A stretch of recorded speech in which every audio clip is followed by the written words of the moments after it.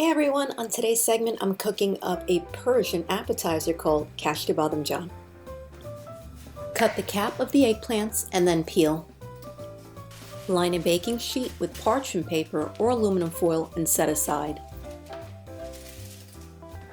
Cut and quarter the eggplant pieces lengthwise. Cut one more time and place them on the baking sheet.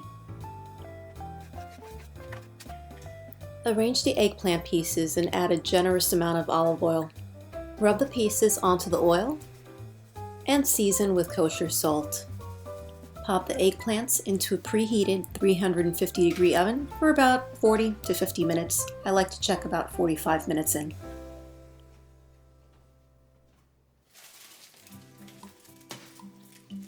You can either use a fork to check for doneness or smash it with the back of a spoon. If the eggplants are softened and cooked thoroughly, you could place them into a separate bowl, cut them down, and then mash them. Dice one large onion, smash, slice, and then mince a few cloves of garlic. Take a few strands of saffron and place them in a mortar. Considering saffron is one of the more expensive spices, I'm very stingy with my saffron usage. Crush the strands with a mortar and add a very small amount of hot water, not too much, diluted just enough to release the aroma and color of the saffron.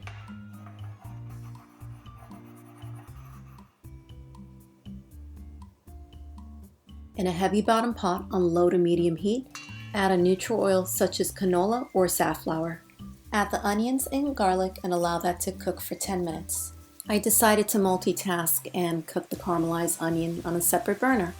I added a little bit of oil, placed the onions on very low heat, and I'm going to allow that to cook low and slow. Add the herbs and spices and combine well. Add the diced tomatoes and combine. Add a tablespoon of tomato paste and mix before adding in the eggplants. Add the saffron water and mix thoroughly. Allow the mixture to cook for about 30 minutes on low heat.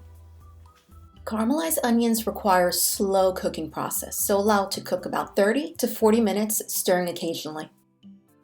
In a separate nonstick pan, I'll add 1 tablespoon of butter, about 2 tablespoons of olive oil, and the dried mint leaves.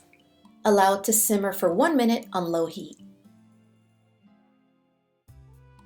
In a separate bowl, I'm going to add about 2 tablespoons of Kashk, which is a whey product and can be purchased at a Persian or Indian supermarket. Add just a little bit of hot water and combine. If the consistency seems watery, add another tablespoon of Kashk. Traditional Kashk bademjan obviously requires Kashk. However, you can use Chobani Greek full-fat yogurt as an alternative. Once the mint-infused oil has cooled down, add to the Kashk and mix. Kashk bademjan is considered an appetizer, however, I have it as a meal with pita bread. This recipe is low in fat, low in calorie, nutrient-rich, and high in fiber. Thank you again for watching this segment. If you like what you just saw, smash the like button. Don't forget to subscribe, and I'll see you guys next time. Bye!